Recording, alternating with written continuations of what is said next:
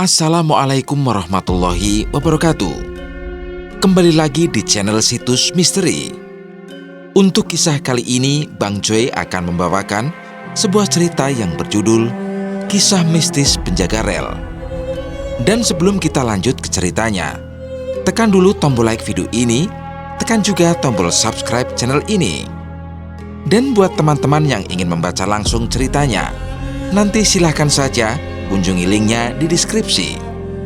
Dan seperti apa untuk kisah kali ini? Langsung saja kita masuk ke ceritanya.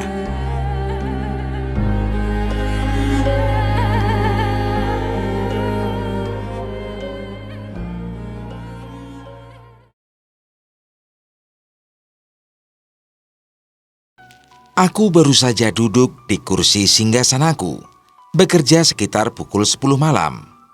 Berjalan sendirian, memeriksa keadaan rel kereta api menjadi kegiatan sehari-hari yang menjadi ladang tempatku mengais rezeki. Malam ini, udara terasa dingin menusuk. Hembusan napas pun mengeluarkan uap dan dingin yang menggigit tulang. Tanganku gemetar karena kedinginan. Kuputuskan menyeduh kopi panas agar sedikit mengurangi dingin dan kantuk yang tiba-tiba menyergap. Malam ini adalah malam 1 Suro. Sehabis sholat maghrib tadi, kami membaca doa awal tahun dengan hikmat di musola dengan jamaah lainnya. Malam 1 Suro identik dengan peristiwa mistis, tapi tidak denganku, karena aku biasa mengalami hal mistis dalam melakoni pekerjaanku selama 5 tahun ini. "Pak, bikin kopi?" tanya suara lirih seorang perempuan.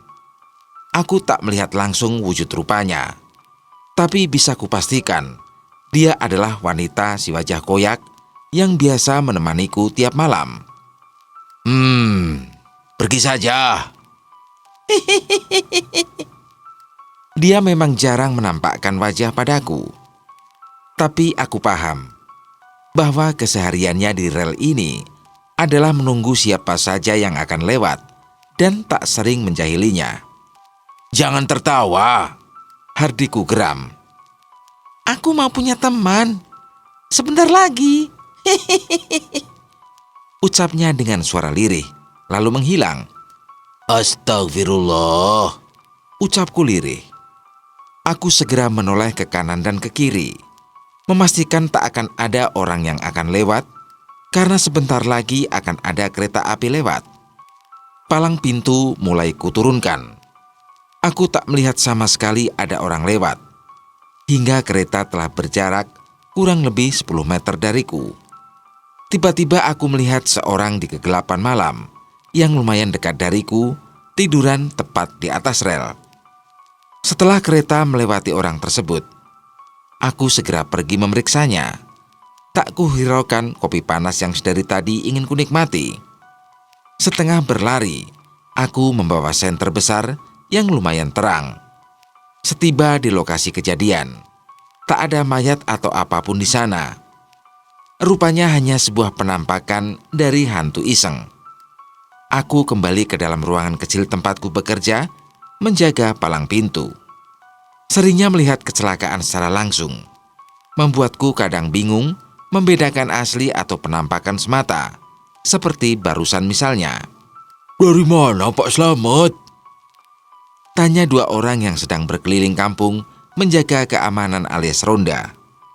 "Biasa, dari situ," tunjukku pada sebuah tempat yang mereka bilang angker. "Kami duluan ya, Pak Slamet." "Enggak, Pak. Nggak mau ngopi-ngopi dulu sama saya?" "Nggak usah, makasih Pak Slamet. Di pos tadi sudah bikin wedang kopi." "Ya sudah, hati-hati." "Iya, Pak." Setelah 2 orang tadi pergi, aku duduk dan memeriksa cemilan yang kubawa. Kalau jaga malam memang aku pastikan membawa cemilan dari rumah untuk sedikit menghemat uang. Karena aku memiliki 3 putra yang masih sekolah, masih banyak biaya setiap bulannya. "Pak!" Aku menoleh ke asal suara. Tak ada siapapun di sana. "Pak!" Kali ini suaranya lebih lirih, terdengar berat dan seakan meminta pertolongan. aku duduk dan menunggu. Siapa yang memanggilku tengah malam gini? "Pak, tolong Pak." "Siapa kamu?" tanyaku pada seorang pemuda dengan penampilan lusuh dan sangat kotor. "Surya Pak, aku ada di sana." Pemuda bernama Surya itu menunjuk hamparan sawah yang sangat gelap. Saat aku menoleh, pemuda itu telah menghilang. Sekitar pukul 6 pagi, waktuku pulang. Aku menunggu Sarif untuk bergantian shift. Ku ambil lampu senter di kotak tempatku menyimpan barang. Jam segini biasanya matahari mulai menampakkan diri, tapi kali ini tidak. Langit mendung menggantung di atas sana. Gerimis kecil dari tadi menambah becek pematang yang kulalui. Dengan hati-hati aku berjalan menyusuri pematang sawah itu. Tak kuhiraukan rasa lapar dan dingin yang tengah berkecamuk. Saat tiba di sawah yang tadi ditunjuk pemuda tadi, tak ada sesuatu yang bisa kutemukan. Sepertinya dia memang niat mengerjaiku seperti penampakan pertama tadi. Aku pun berbalik badan dan hendak melangkah pergi. Tunggu dulu. Ada buntalan karung yang tak biasa di antara tumpukan jerami. Batinku penasaran. Dengan hati-hati, kudekati karung yang teronggok itu. Setelah kuperiksa lalu kuputuskan untuk membukanya. Astagfirullah. Pekiku kaget. Seonggok jasad manusia dengan wajah hancur dan tanpa kaki di dalam karung. Segera ku telepon darurat untuk memberitahukan informasi ini. "Tuh kan, aku ada temennya," ucap si perempuan tanpa wujud lagi. Hehehe. Tawanya terdengar nyaring dan seakan sangat dekat denganku. Dia akan pergi dengan sendirinya tanpa ku minta. Dia memang begitu, akan selalu memberitahu padaku jika akan memiliki teman baru. Amira, nama hantu baik yang sering menemaniku itu, bisa muncul kapan saja tanpa ku minta. Kali ini pun dia telah melayang di belakangku. Padahal sudah pukul 6 lewat. "Pergilah, aku akan melaporkan jasad ini," ucapku pada Amira. Hihihi. Tawanya melengking dan terdengar menjauh dariku. Setelah ku tekan nomor 110 untuk memberitahu penemuan ini, aku menunggu polisi datang. Kasus kematian Surya sedang ditangani oleh pihak yang berwajib. Tak ada yang mengenali jasadnya, karena dia memang bukan warga sini. Semoga saja kasusnya cepat terungkap. Hening malam ini membuatku sedikit mengantuk. Semilir angin dan bunyi jangkrik yang bersahutan sudah menjadi teman malamku yang setia. Di seberang jalan terdapat satu pohon asem besar. Umurnya mungkin sudah ratusan tahun. Di sanalah banyak bersemayam wanita bergigi taring dan makhluk berkain putih yang biasa disebut pocong. Kadang mereka turun dan mengganggu para pengguna jalan. Kadang hanya berbisik dan tertawa tanpa sopan. Entah apa yang di pikiran mereka. Suatu waktu ada seorang penebang yang menebang dahan pohon asem itu tanpa permisi. Mereka marah. Si wanita bergigi taring dengan wajah koyak terus membuntutinya. Si penebang pohon mengalami kesurupan pada tengah malam dalam beberapa waktu. Hingga akhirnya aku mengancam dia supaya melepas si penebang pohon tersebut. Dia bersedia melepaskan asal kami bangsa manusia tak menebang pohon itu lagi. Itu sebabnya pohon itu tak pernah ditebang hingga habis meski sudah tua. Angin kencang menerbangkan dedaunan hingga berserakan kemana-mana. Pak Ratmo, seorang penjual soto yang berada di dekat pohon asem, mendekat kepadaku. "Pak Slamet." "Oh iya, ada apa?" "Ada yang aneh. Kayaknya ada yang ngerjain aku. Dari tadi setiap ada yang mau beli, mereka bilang bau bangke dari setiap warung. Padahal tak ada bangke di sekitar sini. Itu mustahil. Mereka pergi dan tak jadi beli. Kurang kerjaan sekali yang ngerjain aku, Pak. Sebentar, biar saya tanyakan mereka. Pergi saja dulu, Pak. Nanti aku kasih kabar. Baik, makasih Pak Slamet. Setelah Pak Ratmo pergi, kupandangi satu persatu wajah mereka dengan geram. Tawa cekikikan terdengar dari salah satu penghuni di sana. Hei, kau, turun. Tunjukku pada wanita berambut panjang dan gimbal. Aku? Iya, kenapa ganggu penjual soto? Dia buang sisa soto basi tepat mengenai wajahku. Pas aku lagi tiduran di kali situ kemarin malam. Oh begitu. Jadi kamu gak terima? Enggak. Makanya jangan sembarangan, Pak. Enak aja. Ini kan daerahku. Tanpa menunggu dia berhenti tertawa, aku siap-siap mengambil sebuah kerikil dan membacakan basmalah. Ampun, Pak. Aku nggak mau ganggu lagi. Janji? Janji, Pak. Bilang juga sama dia. Jangan buang kuah soto sembarangan. Baik, pergilah. Iya. Aku memanggil Pak Ratmo dari tempatku duduk. Setelah Pak Ratmo dekat, aku pun menceritakan hal yang tadi kutanyakan pada wanita berambut pirang itu. Pak Ratmo manggut-manggut dan berjanji tak akan mengulangi perbuatannya. Kita sesama makhluk Allah SWT seharusnya hidup berdampingan tanpa mengganggu satu sama lain. Aku baru saja menunaikan sholat malam. Kulanjutkan berzikir dan memasrahkan diri pada Sang Maha Pencipta. Beberapa menit aku larut dalam zikir dan doa. Sejenak telingaku sedikit terganggu dengan suara tangis wanita di dalam ruanganku. Gegas aku masuk ke dalam ruangan kecil yang menjadi kantor pribadi bagiku selama ini. Kudapati Amira, perempuan dengan wajah koyak yang sudah biasa ada di sekitar sini. Dia duduk menunduk dan memeluk lututnya. Sedetik kemudian dia mendongak menatapku. Ada apa? Tumben mukamu bener. Tanyaku meledek dan tertawa kecil. Amira diam. Binar matanya redup. Benar-benar redup. Hantu satu itu memang aneh. Biasanya tawanya cekikikan. Kali ini tak ada tawa di bibirnya. Ada apa? Tanyaku sambil duduk tak jauh darinya. Apa Pak Slamet benci aku? Tanyanya serius. Iya, tentu saja benci. Jawabku jujur. Kenapa? Bukankah aku sudah bilang berkali-kali? Banyak orang mendambakan hidup. Bahkan ada yang berusaha bertahan hidup dengan segala keterbatasannya. Tapi kamu yang sudah hidup dengan normal dan sehat, malah mengakhiri hidup dengan bunuh diri. Itu adalah satu hal yang sangat dibenci Allah SWT. Iya kah Pak? Iya. Anakku contohnya. Anak ketigaku menderita hidrosepalus sejak lahir. Selama 3 tahun ini, dia bertahan hidup dengan penuh perjuangan. Kasihan ya Pak. Iya. Kamu kenapa? Ibuku sakit. Seharusnya aku ada di sisinya saat ini.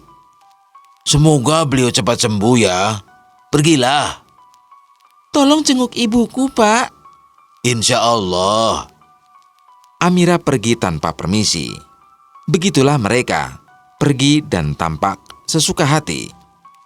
Kusurut sebatang rokok untuk mengusir sepi, tapi tetap saja sepi.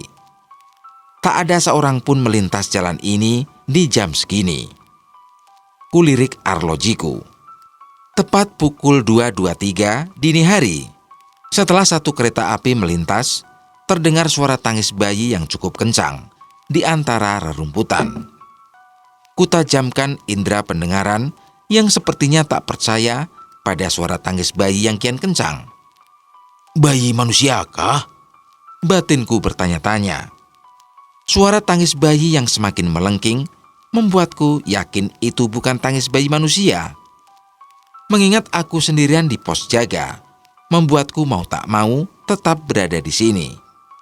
Kubiarkan saja tangis itu hingga berhenti dengan sendirinya dan berubah menjadi suara tawa cekikikan. Dasar, kurang kerjaan. Gumamku lirih. Tepat pukul 6 pagi, waktu kerjaku habis. Gegasku catat nomor kereta api yang baru saja melintas, lalu bersiap pulang. Pak Slamet, coba tengokin dulu Pak Juli sebelum pulang. Kenapa? Ada apa sama Pak Juli? Tanyaku karena tak tahu apa yang terjadi dengannya. Barusan aku dengar dari anaknya, kesehatan Pak Juli semakin memburuk. Semalam beliau minta tidur di dalam gerobaknya. Beliau ngotot untuk berjalan sendiri ke dalam gerobaknya. Padahal dari kemarin kan udah nggak bisa jalan. Aneh sekali kan Pak? Kok bisa? Tanyaku mulai penasaran. Makanya, coba dilihat dulu. Saya juga kurang paham Pak. Baiklah. Aku mengendarai sepeda motorku dengan pelan ke rumah Pak Juli. Pak Juli adalah teman baik kami selama beliau sehat. Kesehariannya menjual rokok, kopi, dan makanan ringan di dekat pintu rel kereta api tempatku bertugas. Beliau berjualan 24 jam. Bahkan beliau tidur di dalam gerobak jika sekiranya lelah atau mengantuk. Dulu Pak Juli adalah seorang pedagang asongan di dalam kereta.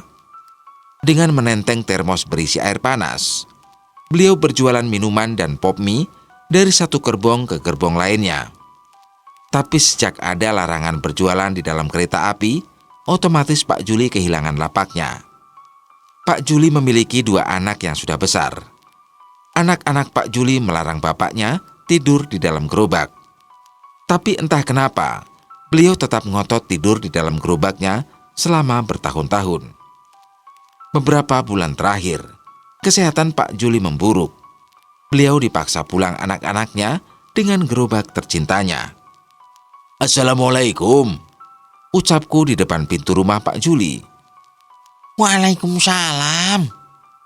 Seseorang berjalan ke arah pintu dan segera membukanya. Pak Slamet, sini masuk.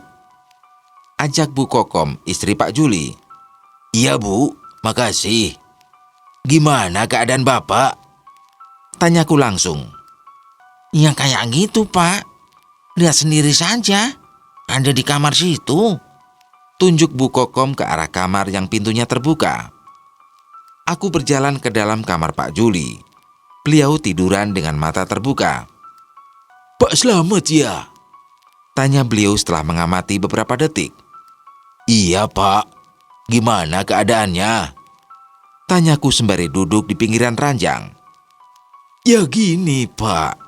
Saya punya sesuatu yang ingin saya berikan buat sampean. Kata Pak Juli mengeluarkan sesuatu dari dalam kantong celananya. Apa ini Pak? Cincin batu aki. Buat saya? Tanyaku bingung. Iya, buat sampean. Ini cuman sebuah benda. Tapi kedua anakku berebut gara-gara cincin ini.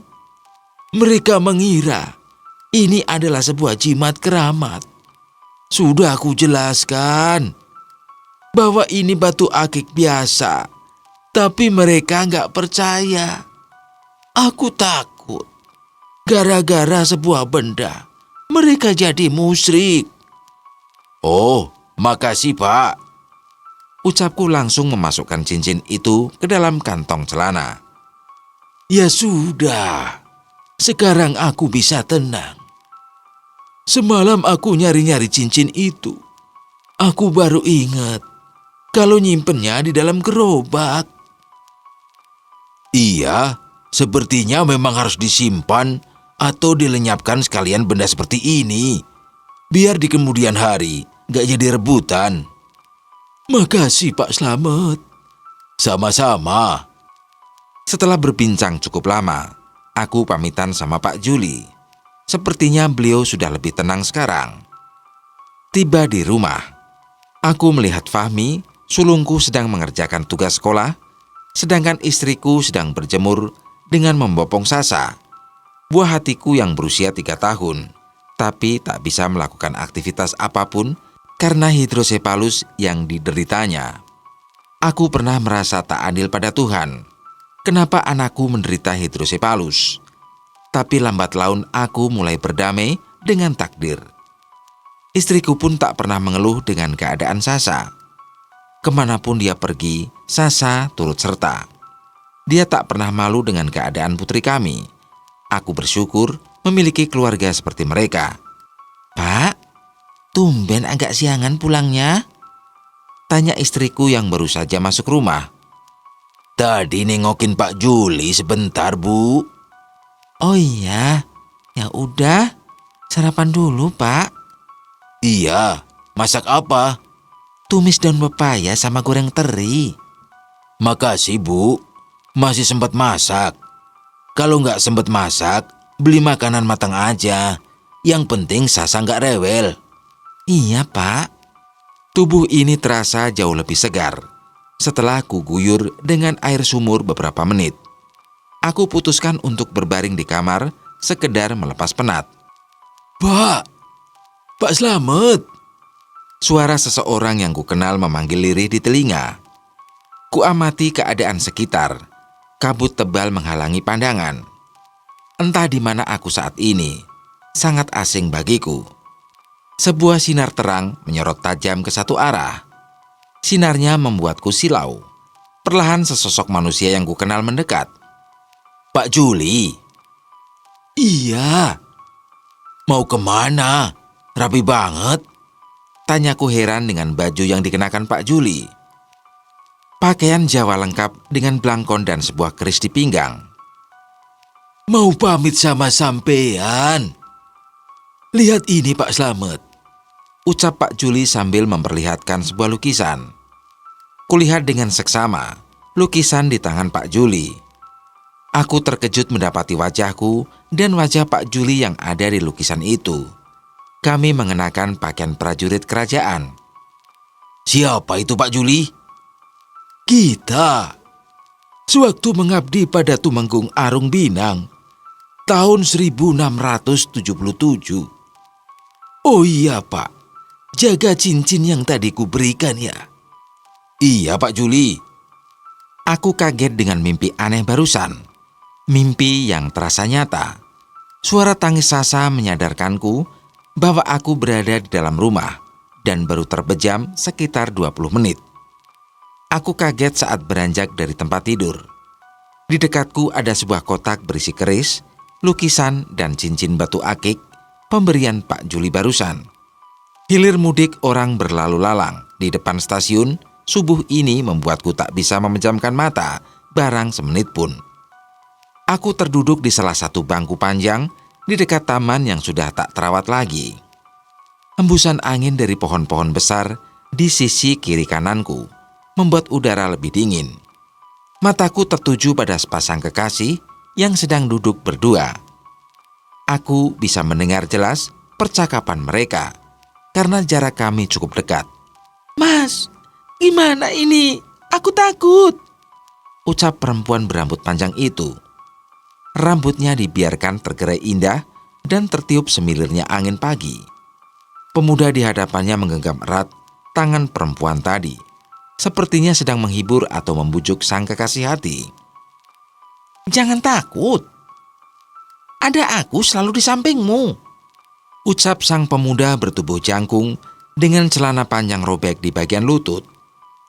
Pakaian yang dikenakan pemuda itu layaknya anak jalanan yang mengikuti tren mereka. Dari sini bisa kutebak bahwa mereka adalah sepasang kekasih yang sedang dilema. Perlahan mereka berjalan ke tengah rel. Padahal mereka tahu bunyi alarm tanda kereta api akan berangkat telah dibunyikan. Sang pemuda menggenggam erat tangan sang kekasih, bukan sebatas menggenggam lagi, lebih tepatnya menyeret. Tepat saat kereta mulai melaju, aku melihat tubuh mereka pasrah di depan kereta api. Sungguh ironis, pemandangan memilukan di pagi hari yang dingin. Tak butuh waktu lama, orang-orang berkerumun di depan dua tubuh yang sudah tercerai-berai. Tak berselang lama, ambulan datang lengkap dengan tim SAR. Aku hanya mengamati. Mereka memungut serpihan-serpihan daging dan tulang yang tercecer di sekitar lokasi kejadian. Zaman sekarang, anak muda nggak takut maut ya Pak? Terdengar salah satu petugas itu berbicara dengan temannya. Iya, entah apa motifnya. Dalam sepekan telah terjadi 2 kasus bunuh diri di sekitar sini. Ucap bapak itu dengan geleng-geleng kepala. Kasus yang kemarin, gimana itu Pak? Apa sudah tahu apa motif bunuh dirinya? Belum diketahui apa motif bunuh dirinya. Yang kemarin itu namanya Amira. Masih duduk di kelas 2 SMA. Kata keluarganya, anaknya pendiam, nurut sama orang tua. Cerita si bapak berbaju jingga itu mengingatkanku pada kedua orang tuaku. Selintas potongan-potongan peristiwa melintas di kepala seperti puzzle yang berserakan. Namaku Amira. Menjadi anak kesayangan adalah dambaan bagi setiap anak. Kami 3 bersaudara, Kak Mia dan Farida adikku. Setiap hari memusuhiku karena mereka iri terhadapku. Mereka bilang aku adalah anak emas bapak dan ibu. Lihat tuh Amira, dari SD selalu peringkat 1. Sedangkan kamu, Mia, sekalipun tak pernah juara kelas. Sebuah tamparan mendarat di pipi Kak Mia. Bapak geram karena Kak Mia pulang sekolah membawa nilai buruk pada ulangan matematikanya. Lain dengan Farida. Farida memiliki impian menimba ilmu di pondok pesantren. Sudah 3 tahun dia tinggal di pondok. Tapi setiap pulang, bapak selalu memarahinya. Buat apa mondok? Kamu akan rugi waktu dan uang karena kelamaan di pondok. Hardik bapak pada Farida di suatu waktu. Bapak dan ibu tak pernah memandang kelebihan Kak Mia yang pintar masak atau Farida yang sudah hafal 30 juz. Impian mereka hanya satu, memiliki anak seorang dokter. Amira, jangan kecewakan bapak sama ibu. Sekolah yang rajin. Ingat, kamu harus bisa menjadi dokter. Harus.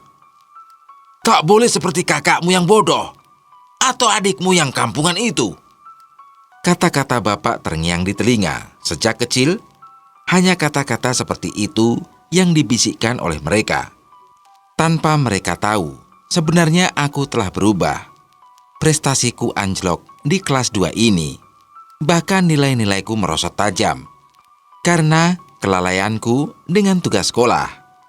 Tanpa mereka tahu, aku telah mengecewakan mereka. Apalagi sejak 3 bulan lalu, aku telat datang bulan. Aku takut mereka murka. Anak kesayangan yang dibanggakan akan menjadi dokter telah mencoreng nama baiknya. Anak kesayangan ini hancur karena salah pergaulan. Aku menjadi bebas dan liar karena mencari kesenangan bersama teman-teman yang ku kenal dari dunia maya. Dengan 1000 alasan pada bapak dan ibu, aku dengan leluasa menginap di rumah teman. Kini aku menyesal karena aku lebih merasa sendiri. Pulang ke rumah pun percuma. Penyesalan tiada guna dan tanpa akhir. Aku menangis sendirian dalam sepi.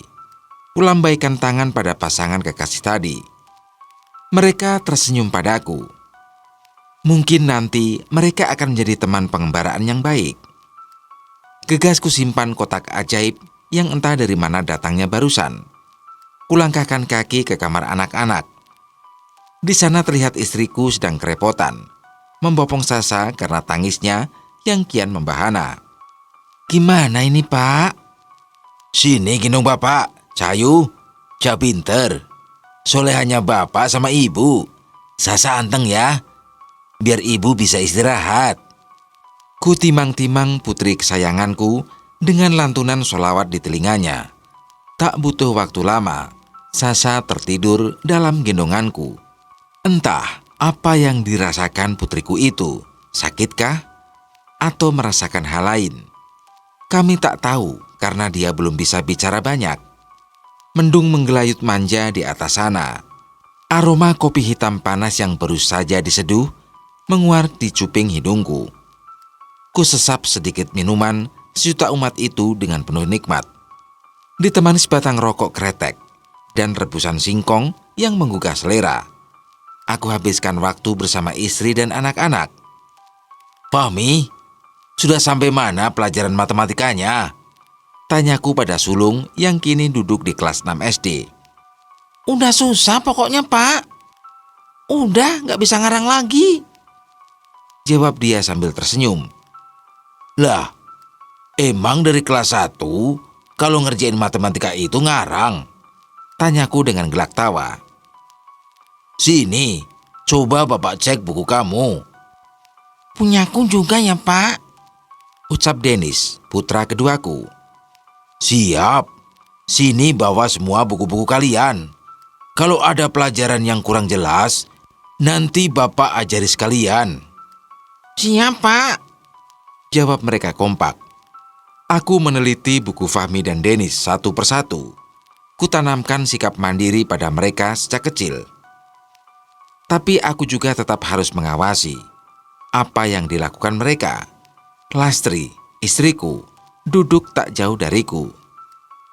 Meskipun dia duduk, tangannya dengan cekatan melipat baju-baju yang sudah kering, lalu memasukkannya ke dalam almari. Bu, kapan badan Sasa mulai panas? Tanyaku sambil tetap mengoreksi buku anak-anak satu persatu. Sejak tadi malam, Pak. Moga-moga panasnya cepat turun. Tadi udah ibu baluri bawang merah sama minyak kayu putih. Amin, Ucapku mengaminkan doa istriku. Hari ini jadwalku libur. Kuhabiskan waktu bersama keluarga di rumah. Waktu yang akan dirindukan saat kita tua nanti karena masa anak-anak tak akan pernah kembali. Masih sekitar pukul 15, tapi langit begitu kelabu. Anak-anak telah siap untuk mengaji di TPQ yang tak jauh dari rumah. Saat aku kerja, mereka berangkat sendiri jalan kaki. Tapi kali ini mereka minta diantar olehku. Tanpa banyak kata, ku ambil sepeda motor lalu mengantar mereka dengan pelan. Aku berdiri termangu di bawah sebuah pohon mauni. Sejak aku kecil, pohon ini sudah tumbuh besar di depan masjid. Angin sering menerbangkan daunnya hingga berserakan kemana-mana. Dalam pandanganku, masjid yang tadi kulihat megah berubah menjadi bangunan padepokan besar zaman dulu dengan dinding gedek. Anak-anak saling rebut, menuju padepokan lalu mencium punggung tangan seorang kiai. Sang kiai menyambut anak-anak di pintu masuk padepokan yang beralaskan tanah. Padepokan adalah tempat anak-anak dan pemuda menuntut ilmu, baik ilmu agama maupun ilmu kemasyarakatan. Perlahan aku mengingat siapa sang guru besar tersebut. Kami menyebut beliau Ki Bumi. Dari gurat wajahnya, beliau terlihat sangat arif dan bijaksana, membuat siapa saja segan dan sangat menghormati. Tiba-tiba selintas ingatan menyembul seperti potongan puzzle yang berserakan. Dan aku sendiri tak tahu cara menyusunnya. Aku bisa mengingat bahwa Ki Bumi adalah penasihat Kanjeng Sunan Amangkurat I yang menyingkir dari Keraton Mataram karena sesuatu hal. Ki Bumi beserta keluarga dan abdi dalam setianya menetap di Kadipaten Panjer dan membuka lahan yang saat itu masih hutan lebat untuk dijadikan padepokan. Lambat laun nama Ki Bumi mendapat akhiran an yang artinya tempat tinggalnya Ki Bumi. Tapi seiring berjalannya waktu, nama Ki Bumian berubah menjadi Kebumen. Aku melihat seorang pemuda sekitar umur 15 tahun duduk bersimpuh di depan Ki Bumi dengan wajah sendu. Aku termangu mendapati wajah pemuda itu yang sangat mirip wajahku saat muda. Joko, ngalamun opo? Tanya Ki Bumi sambil menatap pemuda itu lama. Saya nggak ngelamun, Ki. Jangan bohong. Raut wajah kamu sedih gitu? Ucap Ki Bumi dengan tatapan teduh. Tak bisa disembunyikan lagi. Pemuda tanggung yang bernama Joko itu malah terisak di depan Ki Bumi. Joko semakin menunduk dan sedih. Pak, ngelamun apa sih? Tanya Fahmi membuatku sadar bahwa aku masih berdiri dan termangu seperti patung di bawah pohon mauni. Nggak ngelamun apa-apa. Masuk masjid sana. Perintahku pada mereka. Iya, Pak. Uang sakunya mana? Tanya Denny sambil cengar-cengir. Gitu ya? Cuman ngaji aja minta jajan? Kuserahkan 2 lembar uang 1000-an pada 2 bocah laki-lakiku. Mereka pun pamit dan mencium punggung tangan ini, lalu berlarian menuju masjid. Sepotong ingatan tentang Joko dan Ki Bumi menari-nari di kepalaku. Entah apa artinya ini semua, sungguh misteri. Terlahir dari keluarga biasa, tak menjadikanku patah arang untuk meraih mimpiku menjadi abdi di Kadipaten Panjer. Romo hanyalah seorang buruh tani dengan upah yang sangat minim. Sedangkan Biung mengurus rumah dan bekerja sampingan membersihkan halaman rumah salah satu penguasa Panjer kala itu, yaitu Ki Hasto Sutro, yang memiliki gelar Ki Panjer Romo II. Untuk menuntut ilmu di sekolah elit pemerintah pada zaman itu sangatlah sulit. Berbekal pendidikan yang diajarkan di Padepokan, aku memiliki sebuah surat penting yang menyatakan bahwa aku menguasai tulisan Jawa, sedikit bahasa Arab, dan hitungan yang nantinya dibutuhkan saat bekerja. Kegiatanku dari kecil adalah membantu Romo di sawah dan mengaji pada Ki Bumi pada sore hari hingga malam hari. Setelah 5 tahun belajar pada Ki Bumi, aku merasa pantas bekerja di Kadipaten karena berbagai ilmu telah kumiliki, termasuk ilmu bela diri yang dibutuhkan di Kadipaten. Joko, temanmu yang bernama Bagus lama nggak kemari? Tanya Biung hari itu. Iya, Yung. Mungkin lagi sibuk. Bukan sibuk kok. Tapi dia mulai bekerja di Kadipaten.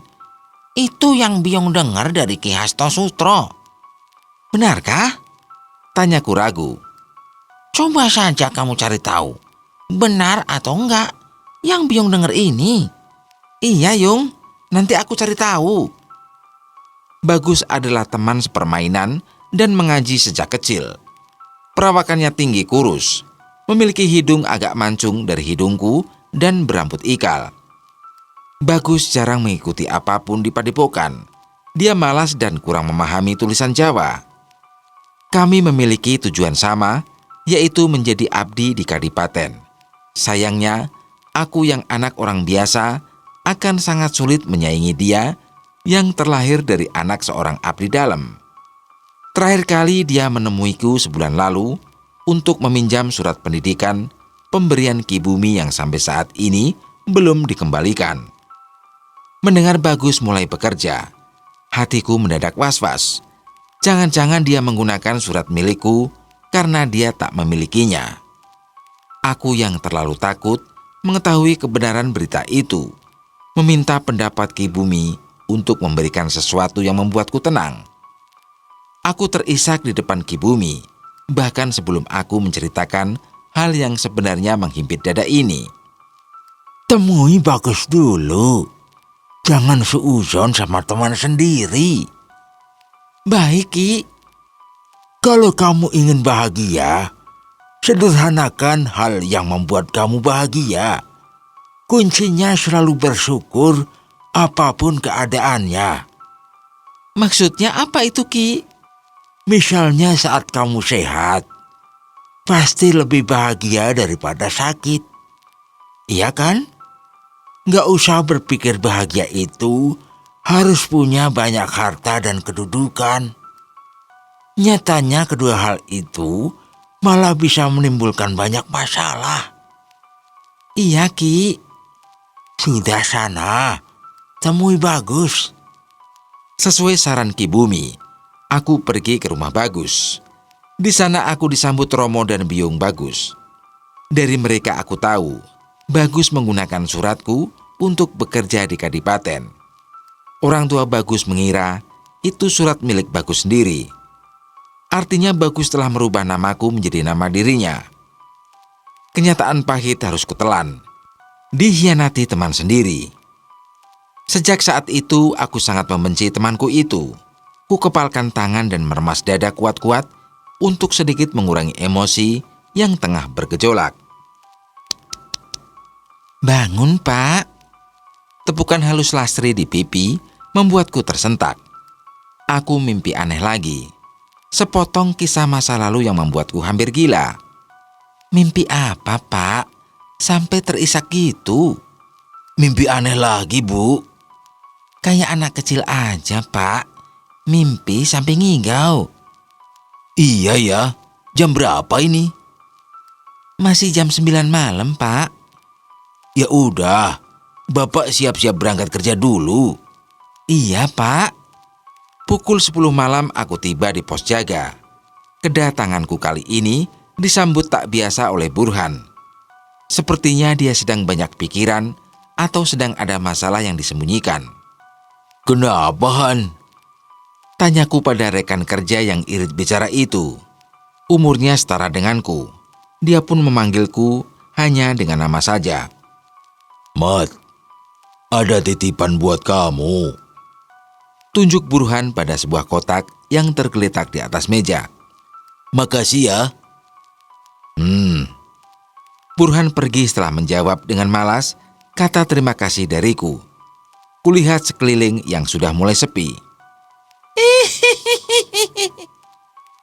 Suara Amira sedikit mengagetkanku karena dia duduk di trotoar sebelah kiri jalan, lalu memanjangkan kakinya ke trotoar di sebelah kanan jalan sambil tertawa sumbang. Pak Slamet! Pak! Kali ini dia memanggilku hingga teriak-teriak. Aku diam saja karena sibuk mengamati siapa pengirim paket barusan. Di sana tertulis sebuah nama, Diana. Amira duduk di sampingku dengan suara berdebum, karena mungkin kesal. Pak, belum tengok ibuku? Oh iya, belum? Besok siang insya Allah. Paket dari siapa? Kamu tahu?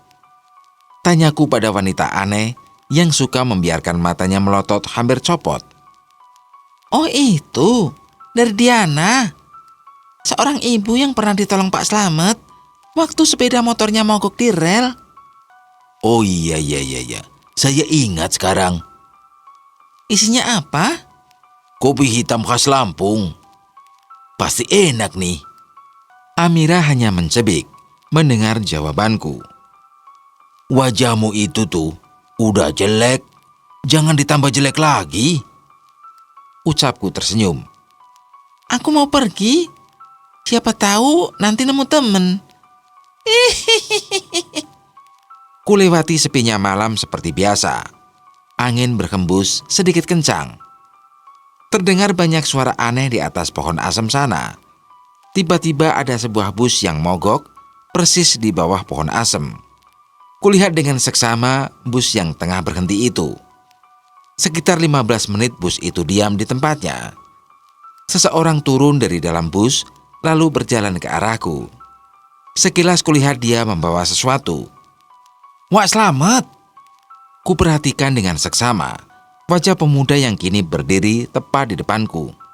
Lindu, itu kamu? Iya, Wak. Aku mau nitip ini. Ucap Lindu sambil menyerahkan sebuah sangkar burung yang di dalamnya terdapat 1 ekor burung murai. Tolong, anterin ke rumahnya Pak Rohim di Gombong. Masih ingat kan rumahnya? Tanya Lindu dengan mimik serius. Kenapa nitip ke aku? Kamu antar sendiri aja. Tolonglah, Wak.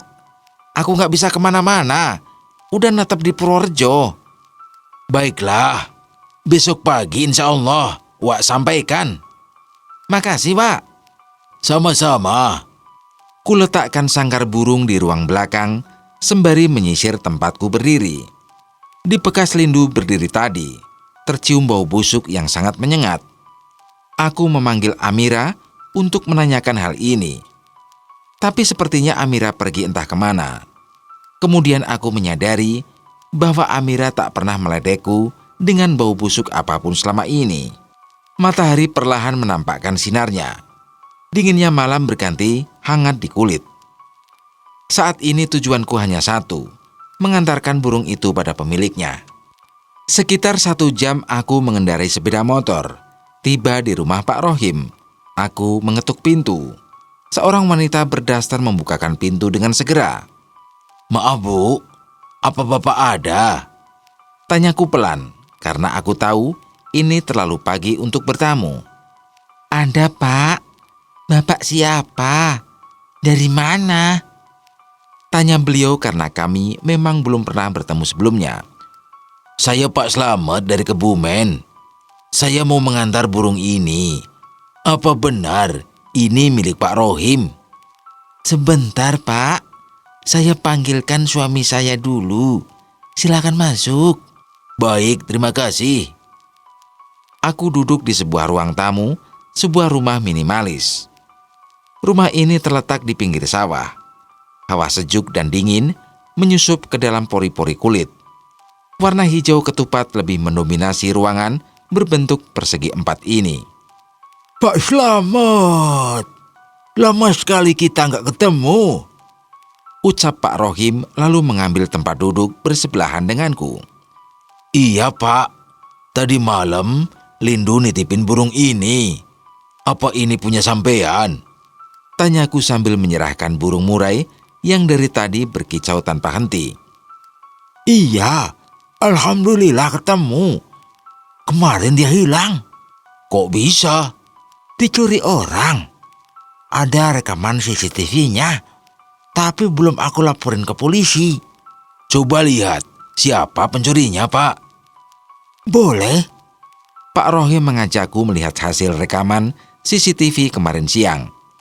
Ternyata Lindu sendirilah yang telah mencuri burung itu. Di sana terlihat jelas wajah pelaku. Sampean kenal sama dia? Tanya Pak Rohim. Setelah melihat keterkejutanku, tentunya. Kenal Pak, dia temanku. Dia sendiri yang mengantarkan burung itu padaku semalam. Aneh juga ya. Kenapa dikembalikan setelah dicuri? Kurang tahu juga Pak, apa motifnya? Ya sudah, nggak jadi aku laporin ke polisi. Soalnya burungnya juga udah pulang. Betul Pak, sepertinya urusan di sini udah selesai. Aku mau pamit. Tunggu sebentar Pak. Pak Rohim beranjak dari tempat duduknya, lalu berjalan ke kamar. Tak berapa lama, beliau kembali menghampiriku. Aku kemarin udah janji akan memberikan imbalan kepada siapa saja yang mengembalikan burung ini. Tolong diterima ya Pak. Gak usah repot-repot, kataku sungkan. Tapi Pak Rohim tetap memberikan amplop putih ke tanganku. Aku mohon, terima ya. Baiklah, terima kasih. Sama-sama Pak Slamet. Sekitar 15 menit dari rumah Pak Rohim, aku memutuskan mampir sebentar ke rumah Lindu. Selain untuk memberikan uang pemberian Pak Rohim tadi, aku juga berniat menanyakan apa motifnya mencuri burung lalu mengembalikannya lagi. Gang menuju rumah Lindu nampak ramai. Sepertinya tengah ada warga yang meninggal. Mereka berjalan ke arah rumah Lindu. Maaf Bu, apa ada yang meninggal di rumah Lindu? Tanyaku pada seorang pelayat yang melewatiku. Iya Pak, Lindu meninggal. Innalillahi wa innalillahi roji'un. Kapan Bu? Tanyaku kaget. Kemarin, kecelakaan di Purworejo. Makasih infonya. Iya Pak. Aku memutuskan masuk ke rumah duka bersama para pelayat yang tak kukenal satupun. Jenazah Lindu sedang disolatkan di musola kecil dekat rumah. Kuputuskan untuk ikut menyolati jenazah. Langkah kakiku terhenti saat melihat Lindu mondar-mandir di depan musola. Kukucek mata hingga beberapa kali. Adakah yang melihat dia selain aku, batinku? Hingga akhirnya wajah Lindu menatapku dan pandangan kami bertemu dalam beberapa detik. "Kang Joko, aku bukan pencuri!" teriak Lindu atau siapapun di depanku itu. "Tolong Kang!" Aku mundur beberapa langkah dan terduduk di salah satu kursi para pelayat. Ku pegangi kepalaku yang berdenyut nyeri. Mataku terbejam, tapi aku masih sadar. Ini bukan mimpi. Selintas wajah Lindu tanpa pakaian berteriak meminta tolong padaku. Dia diseret kawanan prajurit kadipaten, tapi aku sendiri tak bisa berbuat apa-apa.